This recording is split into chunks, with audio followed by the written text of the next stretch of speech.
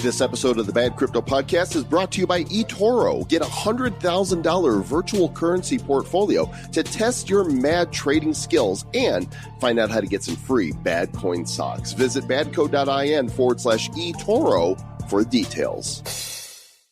Do you trade in a land down under? Well, Trader Cobb does, and as a recurring guest on this show, we thought we would call on Craig for his expertise to discover how to become a crypto trader. In the first part of a monthly series designed to teach you and us the skills of crypto trading, today we'll discover the kind of traders and the mindset you need to establish to be successful. So slather that Vegemite on a piece of bread and wonder, how do they even eat this stuff? As we speak with Trader Cobb from Australia for episode number 317 of the Bad Crypto Podcast. 5, 4, 3, 2, 1, 0, ignition. Who's bad?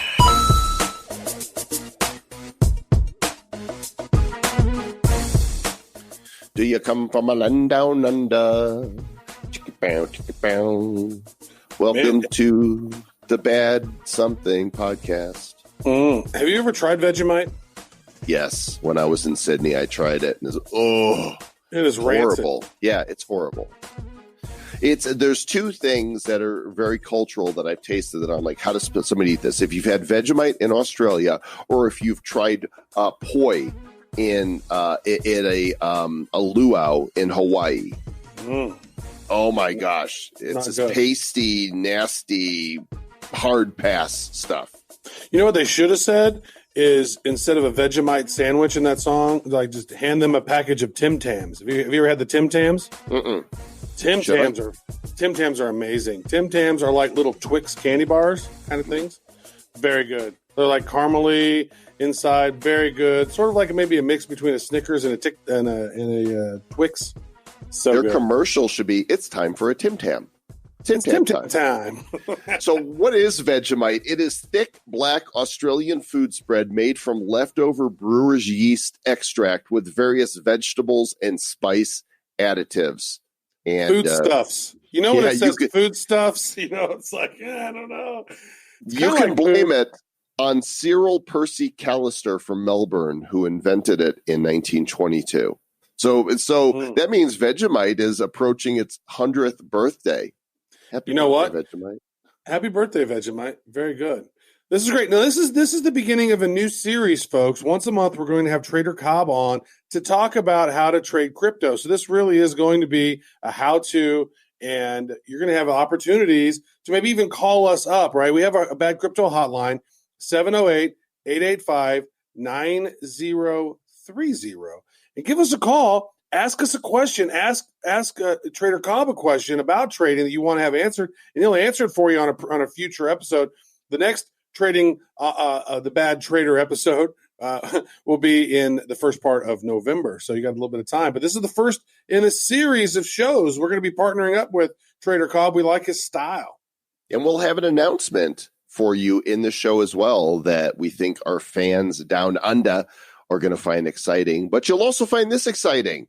Divi's on the move, gang. They are taking early signups for their new digital finance ecosystem that will offer, get this, crypto debit cards, instant bank accounts, and fiat to crypto on and off ramps directly to your wallet. If you want to be the first in line to get your hands on these services, go to wallet.diviproject.org, and Divi is spelled D-I-V-I, wallet.diviproject.org. Enter your email there. There's some really cool and interesting things ahead for Divi. We're glad to have them as a sponsor on the show. Check them out, diviproject.org. Thank you so much to Divi. Now, let's get into our podcast here. What do you say, Governor? Wait, no. What about a Barbie? Nothing, no. Here's the interview.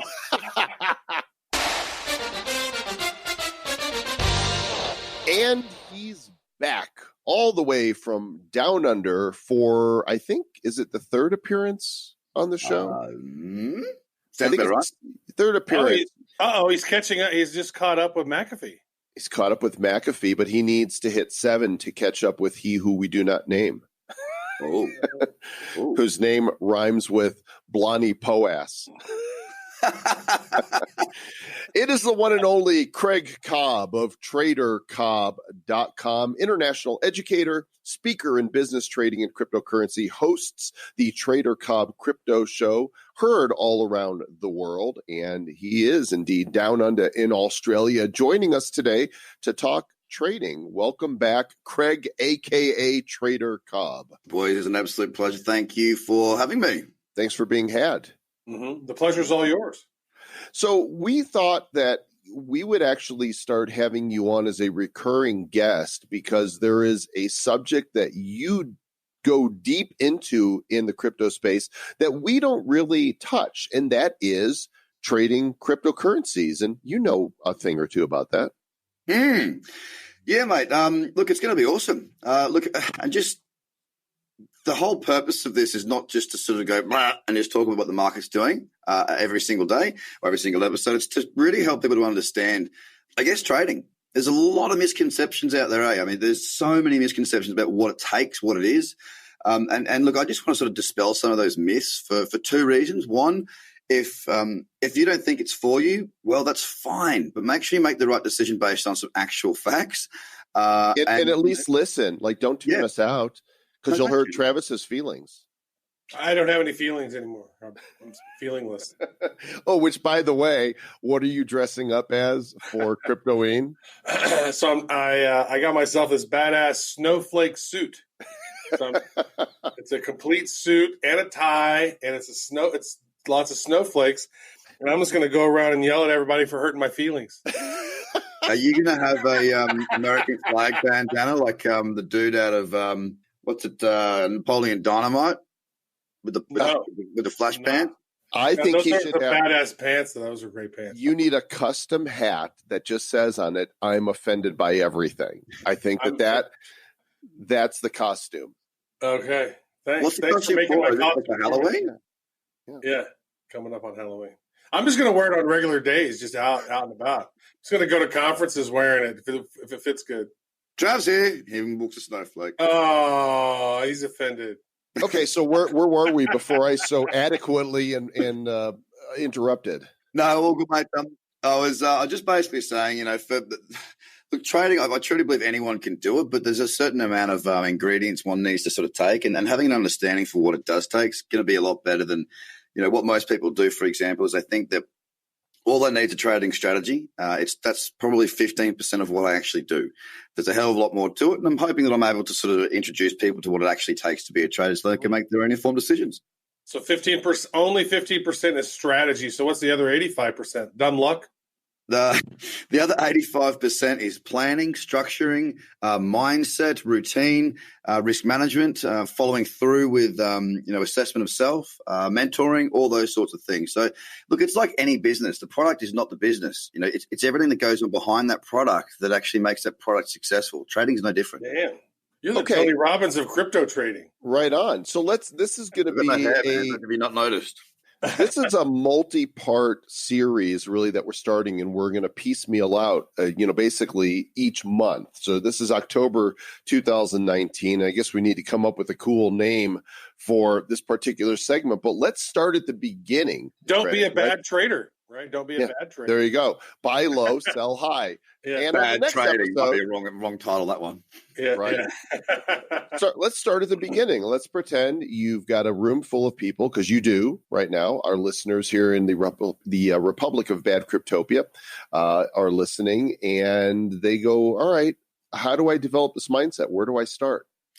Yeah, it's a really good question. The beginning is really about understanding what you do or don't know about yourself. Let me explain what I mean by that. So to give you an understanding, you've got two styles of trading. You've got intraday trading and you've got swing trading. Now, intraday trading is like, when you stay in the one side of the Caesar's Palace in Vegas, and there's all the really pretty girls that keep wanting to get into your elevator. And swing trading is the other side, the other wing of the Caesar's Palace Hotel, where the not so pretty girls want to get into your elevator. Now, I want to be in the pretty girl side, please. You've got to make a choice, okay? So the thing is, you might not know which side you want to go to start off with. You've got to start somewhere. And most people will go to the pretty girl side because the pretty girl side or the pretty man side, whichever way you want to swing it, is really, it's the sexy stuff. It's the intraday stuff. It's being active. It's that feeling of anticipation. It's that excitement and emotion driven.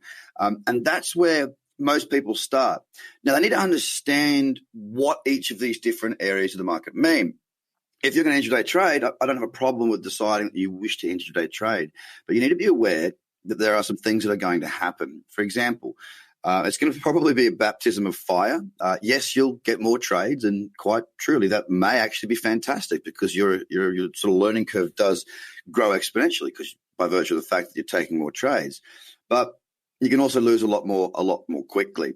So asking yourself where you think you might fit, intraday, quick decisions, very, very fast, lots of slippage.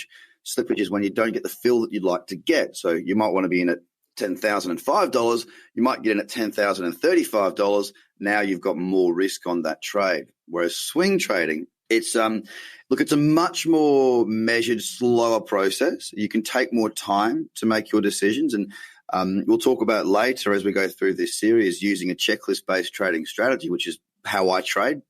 It allows you to take more time to make decisions. You just got to know the windows, and we can touch on that in a minute. So the beginning is really asking yourself, what would I be drawn towards? Intraday trading, the selling the sizzle, the steak, or the swing trading, which is a little bit more, okay, I can pop out and get myself a coffee, or I can go and do some stuff and come back, and it evolves. Can the swing trading be the pretty girls, though, please? Because, I want the pretty girls, but I also don't want the stress, So. Well, the problem that you've got there is that the pretty girls make things happen faster. That's okay. I'm a patient man. But your analogy, by the way, can go down some really. I know it's so wrong. It just pops up. Travis, how are you not saying anything right now? I'm trying not to offend anyone. I realize the direction that I've gone, and I'm trying really hard to just hold that. That's what she said. So let me ask you then. So when you say swing trading, like how many partners do you get? Well, it depends how many people are in the room on that given night. Yeah, I went down a wrong path there, didn't I? That's all right. Okay, so we got these two types of trading, and do you find that certain personality types, are disposed to do one, better than the other? Yeah, for sure. And this is part of that's a perfect question, actually. That's part of the process, is to understanding who you are. For one thing I'll say to all the viewers, listeners, whatever out there, is that you've got to be very aware with trading that it's basically, this is going to get deep. It's like holding up a mirror to what you are bad at, okay? It will show you exactly what you suck at, and you need to either accept that and develop it, or you'll just fail. There is no I am right and you are wrong to the market. The market doesn't care about you, and you should care about the market. So when we talk about understanding who would be more susceptible to success in swing trading or day trading, we're talking about people that are much more, they might not be able to focus for too long.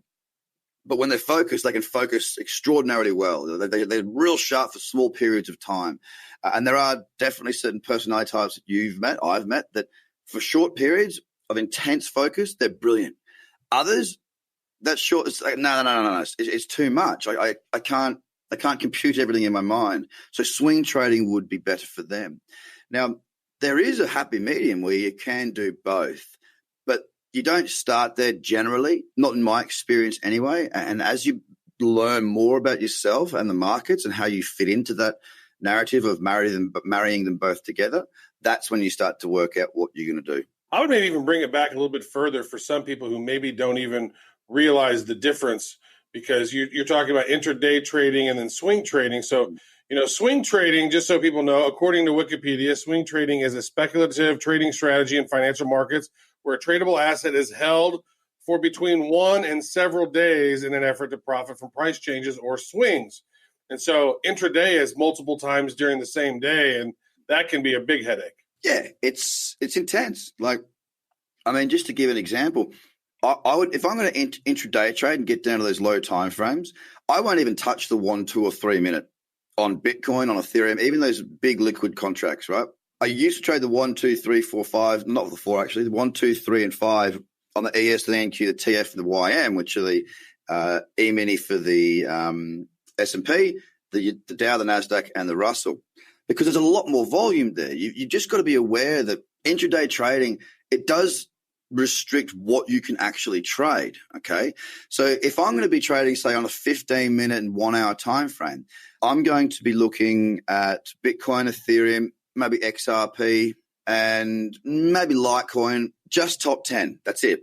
Because I've got to be using the exchanges that are giving me margin or leverage, which we'll cover that in more detail as we go through. But also, they've got to have a lot of liquidity. So right now, if I'm going to trade Bitcoin, well, there's a platform that ends in the start of Mexico, and that has a lot of liquidity and a lot of volume, which means that's going to be my home until someone else beats them. So it's not just the strategy; it's the way you the way you have to trade and where you've got to get your volume from that will dictate a little bit. So if I'm intraday trading, it'll be the big top 10 dogs only.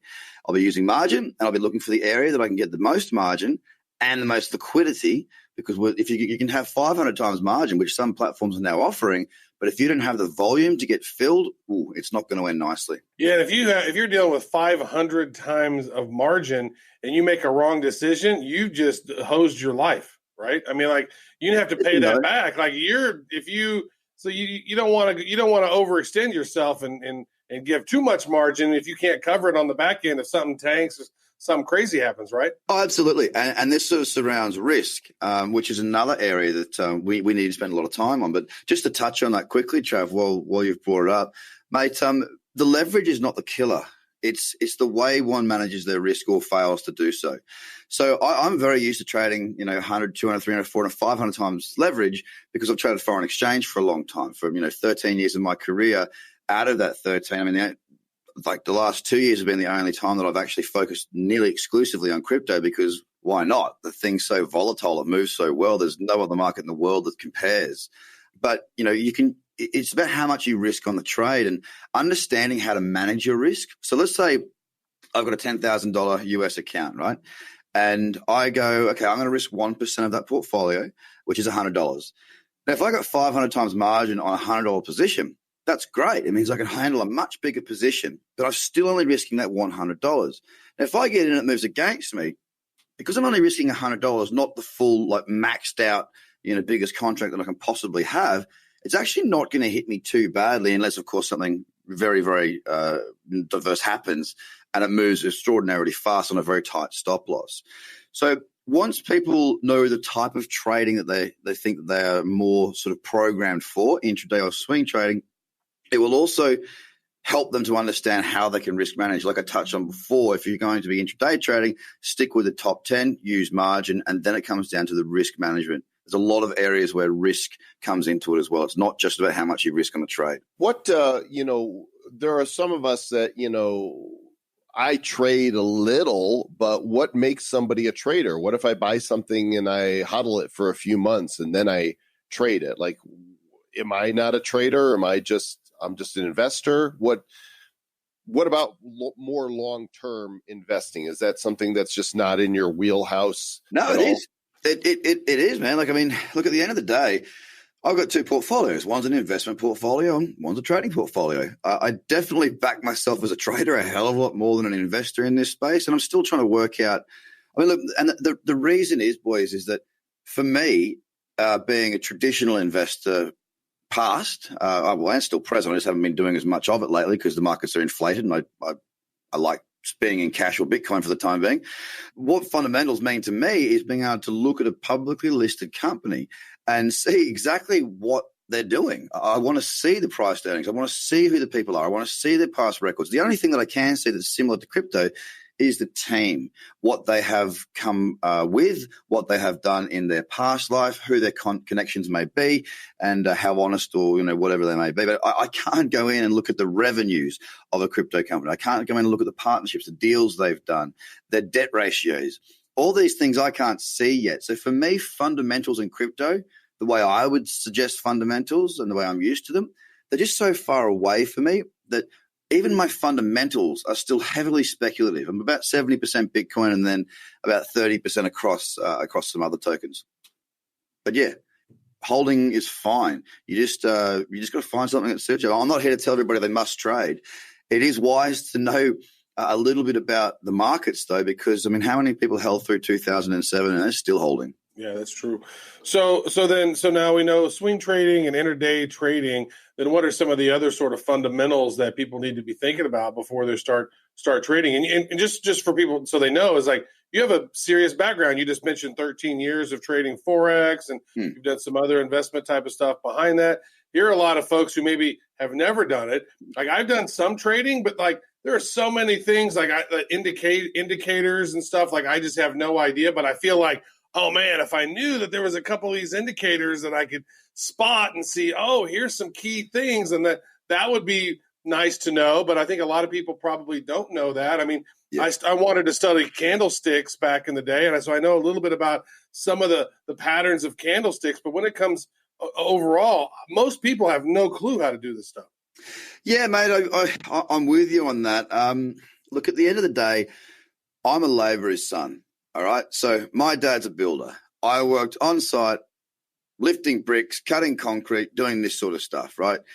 Then I went and traveled around the world and I found what I wanted to do, which was trading. I am not your university degree, math scholar. I am not that sort of person. I am somebody who went out and basically, if you know what a remora is, it's those fish that stick onto the side of sharks and just scavenge off the scraps they get. That was me for a number of years. I learned from people that were doing it. One thing that I did have was a hunger for knowledge and a desire to be good at this. This is really what I wanted to do. Now, for anybody out there who's sort of going, oh, it's a bit overwhelming, I probably can't do it, that's BS. It's not true at all. And the reason I can say that with absolute certainty, guys, is that I've done it.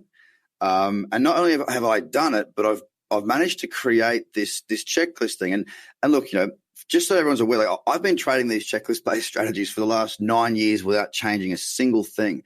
I didn't create these checklists as a wonderful product to sell to people. This was so that I could trade well. All right, that's what it started as. It's visuals. It's looking at a chart. It's reading a chart. I use the 10-period moving average. So when you talk about indicators, Travis, to take away any complication, I use 3: the 10-period, the 20-period, and the moving average convergence divergence, commonly known as MACD. So I simplify everything because I needed to. The most difficult thing about trading is yourself. And that's why they say 15% is the strategy and the other 85% is real mastery of understanding what you need to do to get in the right headspace. So it doesn't need to be like, what did they say? I can't remember who said it, but trading should be simple. It doesn't mean it's easy. All right, Craig, you mentioned a checklist that you have. Now, is this, I know that if people go to your site, they can get free updates via email, but you've got courses as well that many of our listeners have already signed up for. So where's this checklist? There's 3 checklists, right? There's 3 checklists for the simple reason markets move in 3 ways. So again, this is all about logic for me. Markets move fast, as in they take off and they pull back, just go bing, bing, bing, bing, and just keep trending and pushing hard. And that's the Fibonacci booster strategy for lower time frames. Then you've got a market that trends really nice. You know when you see the market do this and it trends really, really nicely, either up or down, because you can trade long and short. That's what the cradle's for, a little pause. And then there's the breakout, because markets consolidate, don't they? And then they break. Think of October, November last year, we went through 6,000. That was a consolidation. So there's 3 different trading strategies, which are inside of the courses that we teach, where people get lifetime memberships online. And we're also going to be in London, Malta, and Singapore through October and November. October is the 12th in London, so very, very soon coming up. But that's where they find them. Okay, so look, you've got a lot of fans out there. We got a lot of fans that are listening to this right now. Is there something that, one of these checklists or a part of this checklist that we can just give everybody? Say, hey, look, you're a citizen of the Republic of Bad Cryptopia. Guess what? It's checklist day. Geez, you boys have put me on the spot, haven't you? Yeah, look, what I That's can... because you have to say yes. I mean, well, exactly. Look at Travis's face. By the way, those of you hearing audio, what you don't know is that the tool we use to record, we can actually see each other. And right now, Travis is like pouting, a big pout. Like, come on, Trader Cobb, throw us a bone. Well, a bone I will throw you. Yeah, look, I'll tell you what I'll do is I shall... what can I do? I can give you one of the checklists for one of the trading strategies that they can grab a hold of. Would that? I mean, that should make you happy. And look, ladies and gentlemen, if you don't ever think that these boys are doing good things for you, look what they just did to me. They just literally put me on the spot and made me give you a bloody checklist. So applause to them. All because Travis had a pouty face. He's smiling now, though. Ha ha ha! You fell into our master trap. How do they get that then? How does somebody get this? Because you're going to have to probably retool your website to give it away or something. Let me work that out. I think probably what the best thing to do would be if we were to create. I mean, we don't want to send out, do we? We would much prefer to have something. TraderCobb.com / bad crypto trading. How about that? Or just bad, like keep it short. Right, TraderCobb.com / bad. I have to write this down, you see, because now I've got to go and create it, and my team's going to go, oh, thank you so much. We haven't exactly got a lot on at the moment. Thank you so much as we get ready to go to London next week. Okay, so if you guys go to, I'll just give you our short URL, and we will redirect to this page. So go to badco.in / trader. badco.in / trader. We'll make sure that redirects to wherever this comes up. And by the way, just so you guys know, there are a number of great products that Craig offers on the site that include courses and live events. If you use the code BADCrypto for any of the products on the site or events, you're going to get an additional 10% off. Yeah, make sure you use caps. It's going to be caps. Make sure it's caps. All caps, Bad Crypto. And no space, right? Bad Crypto, no space? No space. One word. Yep. The only space is the space between your ears, Mr. Travis Wright. So there's one more thing I want to make sure people know, and you alluded to it briefly, that you've got some live events. You're going to be showing up in 4 different venues between now and the end of November. So just kind of hit on those 4. Yeah, look, we're pretty stoked actually. Like, for a start, we head off to London next week. I haven't been back to London since I mean, that's where I learned to trade. I was in London. I spent 6 years there. So I haven't been back for nearly 9 years. I found the sunshine and stuck with it. So we'll be in London on the 12th of October, and that's around an event called the CC Forum.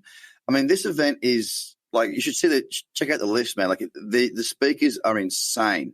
I've been interviewing a few of them leading up to the event, and I mean, one of the things I'm really keen to learn about, not just in the blockchain space, but I want to learn about quantum computing.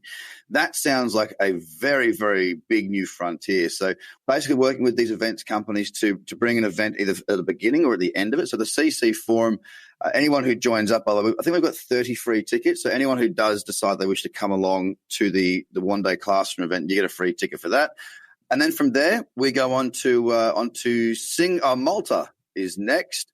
On the 9th of November, and then Singapore on the 16th of November, finishing up at Ridges World Square in Sydney to November 23 and 24. And effectively what it's going to be, boys, is me going through teaching a full-day event in a classroom type setting where I'll be running through one of the trading strategy checklists, taking them through it and doing some live scanning and showing them what the hell to do. That's great. Let me ask you this then. How similar is crypto trading to like stock and commodity trading and some of that other stuff like traditional Forex? Like, is it because it's mostly emotions, right? And then and noticing patterns. I mean, how similar is it? Exactly the same, in my view. So the way I trade, I mean, there's a reason why I've been able to trade foreign exchange bonds, commodities, and equities for as many years as I have, and then sort of seamlessly move into crypto. It's not because I've just come up with something new and wow, it's amazing. It's because I trade charts, and charts are basically human emotion. plotted on a chart. And I have people all the time say, what about the bots? What about the bots? And it's like, well, look, they exist. I don't focus on things I have no control over. Like I can't control what someone else is doing in the market. The only person that I've got to make a decision is me. And that's where my accountability lives. So I usually take 2 months to watch a market before I get into it in crypto. And then the reason for that is to try and find out what is the earnings, what are the non-farm payrolls, what are the GDP, what are the things that move these markets and when do they occur? And, it took me 6 weeks to work out in crypto. Just get in, So it's just worked so beautifully well. And it's exactly the same whether you're trading gold, you're trading crypto, you're trading foreign exchange. Now, I do focus just on crypto at the moment because of volatility is there, but I can tell you that once we do see a heavy correction, like, something akin to back in 2007-8, I'll be trading traditional markets as well because the volatility will come back, and that's what I live for. Let's talk a little bit of preview of coming attractions as we do this and are planning on having you back at the beginning of each month. What are some of the other topics in the realm of trading that people can look forward to us discussing? Mate, look, I'd really love to take you guys through and the audience through something that's very, very simple but often overlooked, which is the basics of trading. When we went to school, or if you are still in school, kids stay in school. Or at university, we generally... Or you become podcasters like us. Yeah, don't do that. Well, actually do that. But, yeah, do it well. We generally taught that the harder something is, the better the grade, right? So, you didn't get an A at school when you were in senior years for being able to, multiply 10. It just didn't work like that. The harder something was, the better we were rewarded. And because we've done that for a large part of our learning life, that seems to be the way that we think. And because of that, we overlook the basics and we're always after the advanced.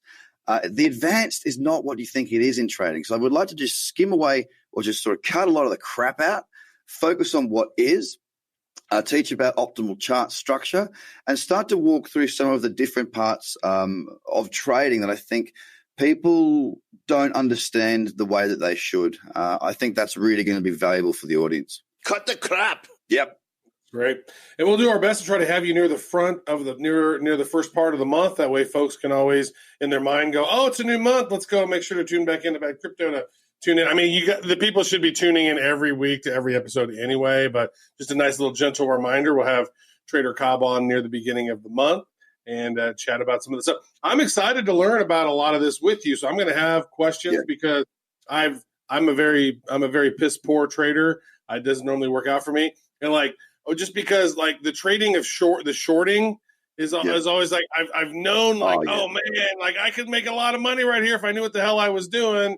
And I don't know what the hell I'm doing because there's always indicators to me that I've seen them multiple times when I can see there's going to be a flash crash in some cases, but capitalizing on that with shorting and some of the other stuff, I just don't have those tools in my set. I've not learned from a good trading mentor.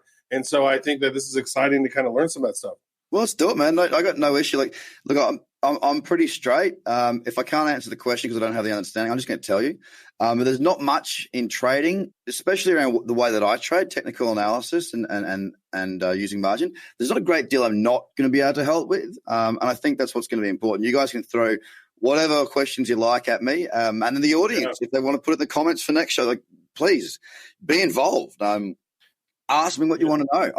Feel free to email us, badcryptopodcast@gmail.com. Now, there's been a lot of talk about the economy teetering a little bit, and maybe, because we're at all-time highs in some cases in the stock market, and it seems to me that we're going to have a correction, and that maybe we learn some of these tricks from you and tips and tricks, we might be able to capitalize on that correction in a big way, potentially.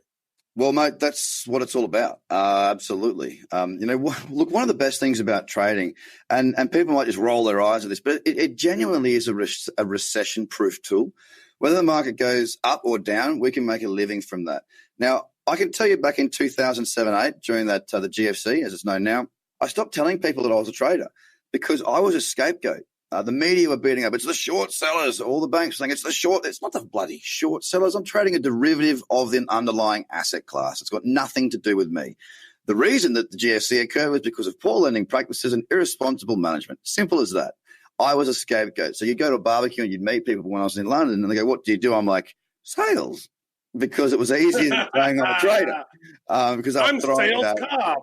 Yeah. But I'll tell you what, right now, guys, it's when the markets fall, and this is why I like crypto. When the markets fall hard, like they did in 07, 08, that's when I made my first proper wedge. Because so much movement, such big trades over such a short period of time. What would take 9 years to build took 6 months because of the size of the moves. That's why I love being in crypto. You can take less trades, but because virtue of the fact the market it just moves so wildly, your reward risk ratio is so significantly high on a winning trade that you can have a bad win-loss percentage, i.e. you might lose 70% of your time. So out of 10 trades, you'll lose 7. But on the 3 trades that you're successful, you make 30. And it's like it's always like that. You don't get that in traditional markets. And that's why this market, if you're involved in this market and you don't take it upon yourself to at least learn how to trade a little bit, you're missing out on what I think is a much bigger opportunity than blockchain itself. It's just off its head, and I love it. Less trades, more money. Are you kidding me? There you go, gang. Trader Cobb. I'm a bit passionate there. Sorry. Less trades, more money. Well, we appreciate you coming on. And just a reminder for you guys, if you go to badco.in/trader, that will take you to Craig's site where he's going to have set up a download of a PDF, which previously was available only to subscribers. So you guys can get that through this special link. And if you use Bad Crypto, one word, all caps, you'll save 10% on any of Craig's courses or his live events that are taking place in London, Singapore, let's see if I can remember, Malta, and Sydney, right? Between now and in the end of November. And shall we tease a little bit, gentlemen, about what we are planning? Yeah, go on. So when Travis and I were in Bali, we met Pinot Noir, we'll just call him, on the Trader Cobb team. And we discussed living out a dream, a bad crypto dream that Travis and I have had ever since we started the show. A bad dream. So when we were in Bali, we met with Pinot Noir. We're just going to call him that from now on. And we discussed having our bad dream come true. And that is to do a bad crypto down under, mate, world tour of the one continent of Australia. And so I can neither confirm nor deny that we may be invading Australia in February 2020. Yes, it will be a date that will go down in history. We'll have prime ministers that will need to say sorry, but they hopefully will do it a lot sooner than they did last time. Yes, we are looking to work with you boys to get you out here to run around this wonderful nation of ours and take you to the people, get you out fishing and make you do some stupid shit there as well with me out on the land and in the ocean. So we are looking forward to it bigly. Can't wait to put that together and get that moving. So it's going to be a good time. Sounds great. Do a stupid down under and actually having some events. I think maybe an event in Brisbane, an event in Sydney, maybe one in Perth, one in Melbourne, potentially. That'll be the spots. They're the biggest cities there, and we'll see what else that we can wrangle up. But we'll be in those cities, of course. And we're still working on the structure, the format, and how it looks and what it looks like. But we are doing everything we possibly can to get these gentlemen out there. We'll have some trading events. We'll have some other people in the space. We'll have these boys. We'll have a whole bunch of good times going on, and watch closely. So keep tuned into Bad Crypto Podcast. Get across to the Trader Cobb Crypto Show or tradercobb.com, or go through the boys' link. That's probably the easiest way. And stay tuned because I'm really looking forward to that. I'd say to sign up to our newsletter. Go to badco.in/news. Yep. And because we're going to keep updated on that. So make sure if you are in Australia or around that area and want to meet us up in one of those events. I think what happens is we're going to have like some smaller events and then have like one big mastermind kind of event that sort of pops it all off. And we might actually hit New Zealand too while we're down there. So we're planning all that out. I'm excited about it, dude. I've been to Australia twice, both of which were in winter. Looking forward to having you guys down for sure. All right, Mr. Travis Wright, you had some time to work on that Aussie accent. Have you got it down yet? Acha. That's fantastic. That was a joke just for you, by the way. I am super excited about Bad Crypto Down Under, and there will be more coming on that because right now it's just we've agreed that we want to do it, and Craig and his team are eager to work with us and bring us on the Bad Crypto Down Under World Tour. I think that's what we should actually call it, Down Under World Tour, because it's like we're only going to that part of the world, but still for us, it's a long way. World Tour Down Under. I like it. That's good stuff. Great stuff. Really, really a big fan of Craig. He's doing great stuff.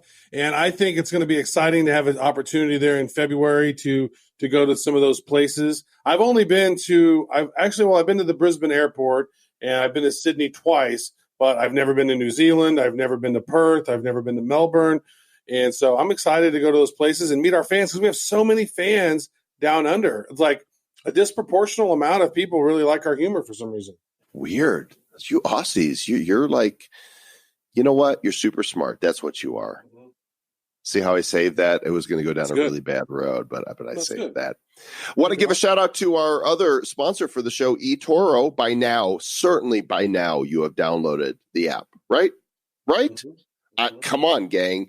Look, if you want to find the one place where you could do all the crypto things you need to do, trade, plan, discuss strategy, eToro's it. They're the world's #1 social trading platform. And the big news that is coming, I believe they're releasing October 15th, copy portfolios. That means you'll be able to go in and look at what other traders are doing and look for those that are trading very profitably and say, I'll have what they're having. That's it. And you just apportion, okay, they might be trading, $20,000 and earning 23%. Well, you could say, I want to just invest $500 and earn 23% on that, right? So copy portfolios are coming to the US app, and you can get started right now, badco.in/eToro. Do it. Well, thank you so much to Trader Cobb. Thank you so much for you guys to tuning in and listening to the Bad Crypto Podcast. We couldn't do it without you. And if you have the opportunity, maybe leave us a review. Or if this is the first time you've listened, maybe subscribe to our show on iTunes. We really love that. That helps the ranking, algorithms, and all that good stuff. And we're very grateful to every single one of the citizens of the Republic of Bad Cryptopia. We really appreciate you guys. And Mr. Joel Comm, what else? Anything else going on? I think that they just need to get out there and stay bad.